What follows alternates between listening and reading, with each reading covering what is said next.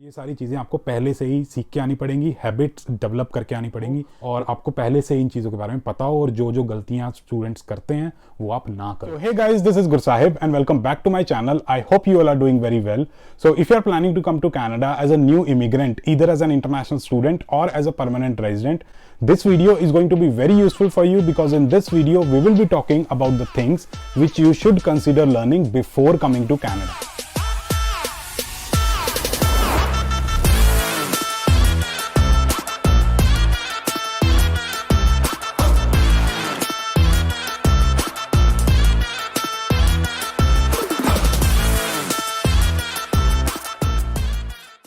तो बेसिकली यार, जब भी हम कनाडा आ रहे होते हैं या फिर किसी और कंट्री में भी जा रहे होते हैं तो इसका मतलब ये होता है कि हम अपनी फैमिली से दूर जा रहे हैं, अपने पेरेंट्स से दूर जा रहे हैं। हम बेसिकली अपने कंफर्ट जोन से बाहर निकल रहे होते हैं। चल। और उस कंफर्ट जोन से बाहर आने के लिए बहुत सारी ऐसी चीजें हैं जो हमें सीखनी पड़ती हैं, बहुत सारी हैबिट्स होती हैं जो डेवलप करनी होती हैं और वो सब करने में यार टाइम लगता है। एक पूरा का पूरा प्रोसेस होता है और उस प्रोसेस के दौरान हम कुछ गलतियां कर देते हैं एंड इट्स बेटर कि वो गलतियां हम अपनी होम कंट्री में करें, यहाँ कनाडा आके ना करें तो बेटर होगा, क्योंकि यहाँ कर दी तो यार बहुत प्रॉब्लम्स आ सकती हैं। तो ऐसी ही कुछ चीजों के बारे में हम बात करेंगे और जिन भी चीजों के बारे में मैं बात करूंगा वो या तो मेरे खुद के पर्सनल एक्सपीरियंस से हैं, मतलब मैंने जो गलतियां की थी या जो चीजें मैं नहीं सीख के आया था मेरे को बहुत प्रॉब्लम्स आई थी, या फिर मेरे किसी फ्रेंड के एक्सपीरियंस से। लेकिन यार, वीडियो स्टार्ट करने से पहले मैं आप लोगों के साथ दो चीजें शेयर करना चाहता हूँ। पहली बात तो ये कि ये मैं वीडियो बाहर शूट करना चाहता था किसी पार्क वगैरह में जाके, लेकिन अभी कनाडा में सर्दियां ऑलमोस्ट शुरू हो गई हैं और अंधेरा यार 5 बजे के आसपास ही हो जाता है और मेरी ऑफिस की छुट्टी भी 5 बजे ही होती है। तो वीकडेज पे मेरे को कोई दिन का टाइम कुछ खास मिल नहीं पाता, लेकिन होपफुली मैं आगे आने वाली 1-2 वीडियो बाहर शूट करूंगा। मस्त प्लान है। आई एम रियली सॉरी कि आपको बोरिंग सा बैकग्राउंड देखने को मिल रहा है। और दूसरी चीज़ ये है कि अगर आपने यार चैनल वगैरह सब्सक्राइब नहीं किया तो चैनल भी सब्सक्राइब कर लो, मेरे को बहुत अच्छा लगता है। मेरे को ऐसा लगता है कि हाँ, मेरी वीडियोस आपकी लाइफ में कुछ वैल्यू ऐड कर रही हैं। सो प्लीज मेक श्योर यार आप चैनल वगैरह सब्सक्राइब कर लेना। Now without wasting any more time, let's get started with this video. Now the first thing is understanding the tax system of Canada. अब मैं ये नहीं कहता कि यार आप पूरे चार्टर्ड अकाउंटेंट बन के आ जाओ, पूरी अकाउंट्स रट के आ जाओ, ऐसा नहीं है। बेसिकली आप बेसिक टैक्सेशन के रूल्स समझ के आ जाओ कनाडा के कि भाई यहाँ पे टैक्स सिस्टम काम कैसे करता है, बेसिक टर्म्स क्या होती हैं, EI क्या होता है, CPP क्या होता है, क्या स्लैब्स होते हैं और कितना टैक्स कटता है कनाडा के अंदर। क्योंकि जब आप यहाँ पे आओगे, पार्ट टाइम जॉब ज्वाइन करोगे, तो आपको शौक नहीं लगना चाहिए कि भाई मैंने काम तो इतना किया और मेरे को $200 कम मिल रहे हैं। क्योंकि बहुत सारे स्टूडेंट्स जो आते हैं उनके माइंड में होता है कि भाई हम $14 पर आवर के हिसाब से काम करेंगे, हर हफ्ते 20 आवर्स करेंगे, तो कैलकुलेशन करते हैं कि भाई महीने में हमें $1120 मिल जाएंगे। लेकिन जब वो पैसे आते हैं, डॉलर्स आते हैं, तो देखते हैं कि अराउंड $900 आए हैं। तो उनकी प्लानिंग जो करके आए होते हैं उसमें थोड़ी प्रॉब्लम आ जाती है। ये भी चेक करके आओ कि भाई टैक्स फाइल कब करना है। बहुत सारे स्टूडेंट्स टैक्स फाइल टाइम पे नहीं करते तो बहुत सारी पेनल्टीज लग जाती हैं। और एक और मैं एग्जांपल देना चाहता हूँ अपने फ्रेंड का जो उसने गलती की थी। अब बेसिकली हुआ क्या था, जब हमारी शेड्यूल्ड ब्रेक होती है तो हम फुल टाइम काम कर सकते हैं। तो मेरा एक फ्रेंड था, वो 2 जगह काम करता था। तो वो बेसिकली काम करता था वॉलमार्ट में और मैकडॉनल्ड्स में। अब वॉलमार्ट अपने हिसाब से टैक्स काटती थी, मैकडॉनल्ड्स अपने हिसाब से टैक्स काटती थी। एट दी एंड जब उसने अपना टैक्स फाइल किया तो वो जो दोनों कंपनीज की इनकम थी वो कंबाइन होगी और उसे ज्यादा टैक्स पे करना पड़ा। अब वो एक्सपेक्ट कर रहा था कि भाई मैंने एडवांस टैक्स दिया तो मेरे को रिफंड आएगा, पैसा ही पैसा होगा। लेकिन एट दी एंड उसको कोई खास रिफंड नहीं आया, क्योंकि दोनों की इनकम कंबाइन होने के बाद उसका स्लैब चेंज हो गया था और उसे टैक्स देना पड़ा। तो ऐसी चीज़ों के बारे में यार अवेयर होके आओ, रिसर्च करके आओ, ताकि जब आप आओ तो सीखने में ज़्यादा टाइम खराब ना हो और आपको पहले से इन चीज़ों के बारे में पता हो और जो जो गलतियाँ स्टूडेंट्स करते हैं वो आप ना करो। अगली जो चीज़ आती है वो आती है यार पब्लिक ट्रांसपोर्ट के बारे में पता करके आना। अब अगर आपने वीज़ा वगैरह अप्लाई कर दिया है और आप वेट कर रहे हो, बैठे हो कि हाँ भी वीज़ा आए और हम कनाडा जाएं, तो ऑब्वियसली यार आपको पता होगा कि आप कौन सी सिटी में जाने वाले हो। अगर आप फेंचो कॉलेज में आ रहे हो तो आप लंदन आ रहे होगे, अगर आप लैम्पटन कॉलेज जा रहे हो तो ऑब्वियसली आप सारनिया जा रहे होगे। तो उन सिटीज के बारे में आप पता करके आओ कि भाई वहाँ पे पब्लिक ट्रांसपोर्ट कौन कौन से अवेलेबल है, कौन कौन सी एप्लीकेशन अवेलेबल है जो कैब वगैरह होती है, जैसे ऊबर, लिफ्ट वगैरह होगी, जैसे इंडिया में ओला होती थी। तो वो सारी चीज़ों के बारे में पता करके आओ, क्योंकि यार स्टूडेंट्स जब आते हैं तो उनको यही नहीं पता होता कि कौन कौन से पब्लिक ट्रांसपोर्ट्स अवेलेबल हैं। और इस चीज़ में यार वो अपना बहुत टाइम वेस्ट कर देते हैं, क्योंकि एक जगह से दूसरी जगह जाना है, वहाँ अगर 10 मिनट लगने ना जाने में, वो 1 घंटा लगा देते हैं, क्योंकि उन्हें ये नहीं पता होता कि भाई कि यहाँ पे बस की जगह सबवे से भी जा सकते थे। तो ये सारी चीज़ों के बारे में पता करके आओ। अब अगली जो चीज़ आती है वो आती है यार पर्सनल फाइनेंसिस को समझना। अब इसके अंदर क्या आता है, आपका बैंकिंग सिस्टम हो गया, कौन कौन से तरीके के अकाउंट्स होते हैं, चेकिंग अकाउंट होता है, सेविंग्स अकाउंट होता है, और भी इन्वेस्टमेंट अकाउंट्स होते हैं जैसे कि TFSA हो गया, RRSP हो गया।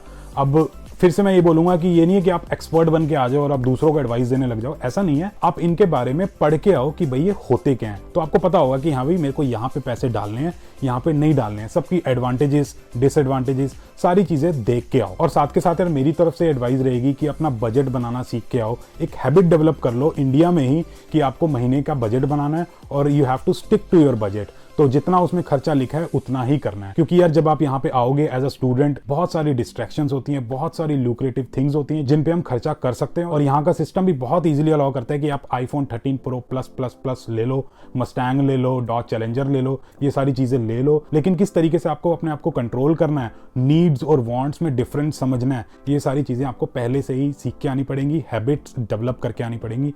क्योंकि यार यहाँ पे आ जाओगे और इन चक्करों में पड़ गए तो फिर इन्हीं चक्करों में पड़े रह जाओगे, अपनी करियर बनाने की तरफ, पढ़ाई की तरफ, उनकी तरफ आपका ध्यान नहीं जाएगा। अब नेक्स्ट जो चीज आती है वो आती है यार क्रेडिट स्कोर की इंपॉर्टेंस समझना, और उससे भी पहले ये समझना कि भाई क्रेडिट स्कोर होता क्या है। क्योंकि यार क्रेडिट स्कोर यहाँ पे बहुत बहुत बहुत ही इंपॉर्टेंट है। क्रेडिट स्कोर के ऊपर आपकी बहुत सारी चीज़ें डिपेंड करेंगी आगे आने वाले टाइम में। ऑब्वियसली आप एक गाड़ी वगैरह खरीदोगे और उसके बाद आप घर वगैरह भी खरीदोगे, तो क्रेडिट स्कोर क्या होता है, वो ज़रूरी क्यों है, किस तरीके से वो ऊपर जाता है, किस तरीके से वो नीचे आता है, और किस तरीके से उसको मेंटेन करना होता है, क्या क्या गलतियां हैं जो हमें नहीं करनी चाहिए, क्रेडिट कार्ड से रिलेटेड हमें क्या गलतियां नहीं करनी चाहिए, मिनिमम बैलेंस क्या होता है, क्रेडिट कार्ड की स्टेटमेंट क्या होती है, कब क्रेडिट कार्ड का बैलेंस हमें उतारना है, कब नहीं उतारना है। ऐसी बहुत सारी चीजें होती हैं जिनके बारे में आपको रिसर्च करनी चाहिए, क्योंकि अगर एक बार आपका क्रेडिट स्कोर खराब हो गया तो यार उसको दोबारा से ठीक करने में बहुत टाइम लग जाता है। तो इट्स बेटर कि हम ये गलतियां ना करें, पहले से ही हम समझदार बन के आए कि भैया अगर मैंने ऐसे किया तो मेरा क्रेडिट स्कोर खराब हो सकता है, तो आपको ऐसा नहीं करना है। तो ये सारी चीज़ें समझ के आओ। बाकी मैं क्रेडिट स्कोर के ऊपर आने वाले टाइम में एक बहुत ही बढ़िया वीडियो बनाऊंगा, तो मेक श्योर यार आप चैनल वगैरह सब्सक्राइब कर लेना। अब अगली जो चीज़ आती है वो आती है यार अपने कम्युनिकेशन स्किल्स को इम्प्रूव करके आना। अब आप कनाडा आ रहे हो स्टूडेंट वीज़ा के ऊपर, तो ऑब्वियस सी बात है आपने आइल्स का एग्जाम दिया होगा और उसके स्पीकिंग वाले मॉड्यूल में आपके 6 बैंड तो आए ही होंगे, तभी वीज़ा लगा आपका, है ना। लेकिन आइल्स के स्पीकिंग में बोलना और एक्चुअल में कनाडा आके कनेडियन लोगों से बात करना, दोनों बहुत ही अलग अलग चीज़ें हैं। तो इट्स बेटर आप अपनी थोड़े कम्युनिकेशन स्किल्स इंप्रूव करके आओ, क्योंकि कनेडियन लोगों के यार एक्सेंट थोड़े से अलग होते हैं, वो इतनी तेज़ी से चीज़ें बोल जाते हैं ना, अपने को समझ ही नहीं आता। To be or not to be, that is a question whether to noble in the mind, just suffer the things, and I was a very just for. मेरे को बड़ी दिक्कत हुई थी जब मैं कनाडा आया था ना, वो पता नहीं क्या ही बोल देते हैं यार, उनके एक्सेंट, उनके स्लैंग होते हैं, उनकी वोकैबुलरी अलग होती है, बहुत सारी ऐसी चीजें होती हैं जो हमें नहीं समझ आती। अब आप कनाडा आ रहे हो, यहाँ की फर्स्ट लैंग्वेज इंग्लिश है, अपने प्रोफेसर से बात करोगे इंग्लिश बोलेगा, आपका एम्प्लॉयर मोस्ट प्रोबेबली इंग्लिश ही बोलेगा। आप बाहर जाओगे किसी से बात करोगे, वहां पे आपको कनेडियंस मिलेंगे, वो भी इंग्लिश बोलेंगे, और आने वाले टाइम में इंटरव्यू वगैरह दोगे तब भी इंग्लिश बोलनी पड़ेगी। तो यार अपनी इंग्लिश थोड़ी बहुत इंप्रूव करके आओ। I can talk English, I can walk English, I can laugh English because English is a very funny language. अपने लिसनिंग स्किल्स और स्पीकिंग स्किल्स दोनों इंप्रूव करके आओ, क्योंकि यहाँ पे सिर्फ सुनना ही नहीं है, आपको बोलना भी पड़ेगा। तो बेस्ट तरीका यही है कि इंग्लिश मूवीज देखना शुरू करो सबटाइटल्स के साथ, तो आपको पता लगेगा कि भाई एक्सेंट होता क्या है। मेरे बहुत सारे फ्रेंड्स आए थे जिनको बहुत प्रॉब्लम हुई थी, और ऑनेस्टली बताऊं यार आज भी कुछ लोगों का एक्सेंट मेरे को समझ नहीं आता। मेरे ऑफिस में एक बंदा काम करता है, वो इतनी तेजी से बोल जाता है ना, कुछ समझ नहीं आता, क्योंकि इंडिया में जो इंग्लिश बोलते हैं और यहाँ की जो इंग्लिश है ना, दोनों में डिफरेंस है। अब इससे अगली और बहुत ही जरूरी चीज जो आपको सीख के आने की जरूरत है वो है हाउ टू नेटवर्क। अब आप ये सीख के आओ कि किसी स्ट्रेंजर के साथ कोई कॉन्वर्सेशन स्टार्ट कैसे करते हैं और उस कॉन्वर्सेशन को लंबा कैसे लेके जाते हैं ताकि एक कनेक्शन बन पाए। फॉर एग्जाम्पल यार जब आप यहाँ पे आ जाओगे तो बहुत सारी सोशल गैदरिंग्स में जाओगे, वहाँ पे बहुत अननोन लोग मिलेंगे, नए नए लोग मिलेंगे, तो उनके साथ आपको बात करनी है, नेटवर्क इस्टेब्लिश करना है, तो आपको आना चाहिए कि किसी के साथ एक बात स्टार्ट कैसे करनी है। और ये चीज़ यार लड़कों के लिए बहुत ज़रूरी है, क्योंकि जब आप कहीं भी जाओगे ना आपको कोई ना कोई लड़की पसंद आई जाएगी, तो आपको इतना पता होना चाहिए कि यार बात स्टार्ट कैसे करनी है। आई नो, मैं समझता हूँ, जहाँ आप हो ना मैं भी वहाँ रह चुका हूँ, मैं भी स्टूडेंट था, मैं भी बहुत जगह जाता था, तो लड़कियां पसंद आएंगी, तो ये सीख के आना कि यार बात स्टार्ट कैसे करनी है और उस बात को आगे कैसे लेके जाना है। और मेरी तरफ से एक सजेशन ये रहेगी कि कभी भी पहली मीटिंग में किसी के साथ रिलीजन और पॉलिटिक्स की बात नहीं करनी, क्योंकि यार इसमें बहुत ही एक्सट्रीम इंक्लिनेशन होते हैं लोगों के, तो कॉन्ट्राडिक्ट नहीं करना, ऐसा ना वो बात स्टार्ट की और वहीं पे खत्म हो गया और खत्म काम। अब इससे अगली बहुत इंपॉर्टेंट चीज़ जो आती है वो आती है how to maintain relations in Canada.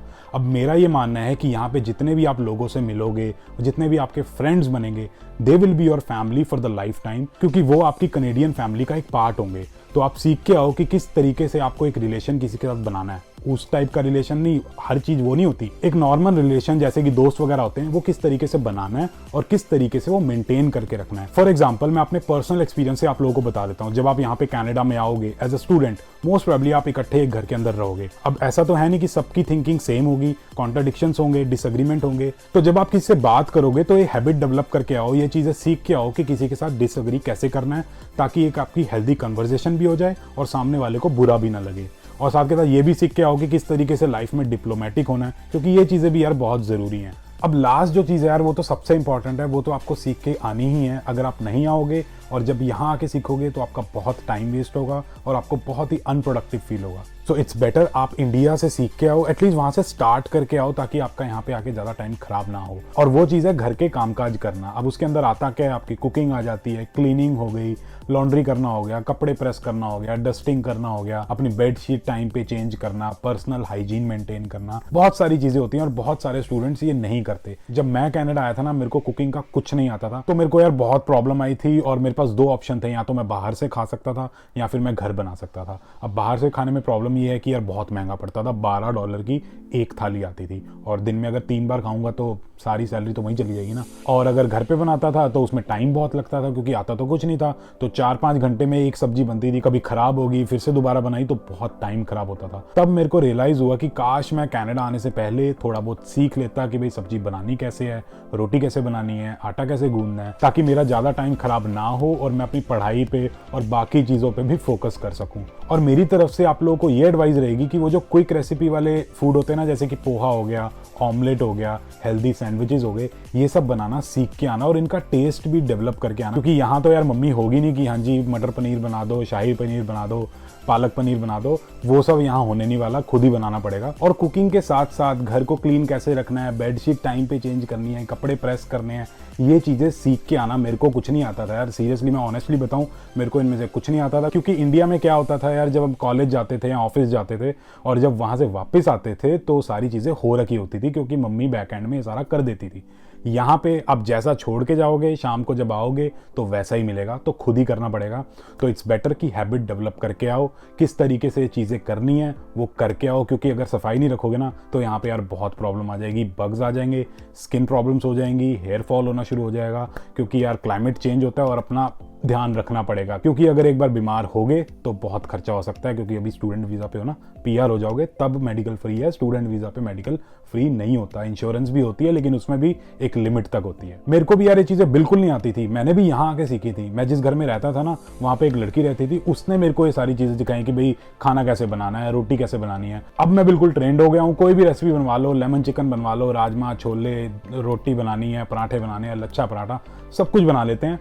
लेकिन उस टाइम बहुत टाइम खराब होता था और पछतावा होता था कि काश यार मम्मी से सीख लिया होता, क्योंकि मम्मी तो यही कहेगी कि बेटा 1 महीना यहाँ पे है, मेरे हाथ का खा के जा, स्वादिष्ट खाना, वहां जाके पता नहीं मिलेगा नहीं मिलेगा, ऐसा मम्मी बोलेगी। लेकिन मम्मी को मना कर देना है, उनको बोल देना है कि भाई मैं यहाँ से मेरे को सीख के जाना है, क्योंकि वहां पे मेरे को इंडिपेंडेंटली रहना है। तो ये सारी चीज़ें सीख के आओ। और बहुत सारी चीज़ें यार जो आपको सीख के आने की ज़रूरत है, लेकिन ये बहुत इंपॉर्टेंट और मेन चीज़ें थी जो आप इंडिया से सीख के ज़रूर आना और हैबिट्स डेवलप करके आना। सो आई होप यार आप लोगों को मेरी ये वीडियो अच्छी लगी होगी और जो भी मैंने आपको चीज़ें बताई हैं वो आपकी लाइफ में एटलीस्ट कुछ ना कुछ वैल्यू ऐड करेंगी, चाहे आप कनाडा आ रहे हो या नहीं आ रहे हो या फिर किसी भी कंट्री में जा रहे हो।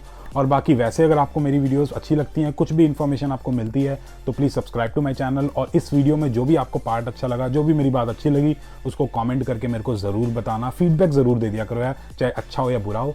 एंड जब तक अगली वीडियो नहीं आती है, stay healthy and keep hustling. और साथ के साथ यार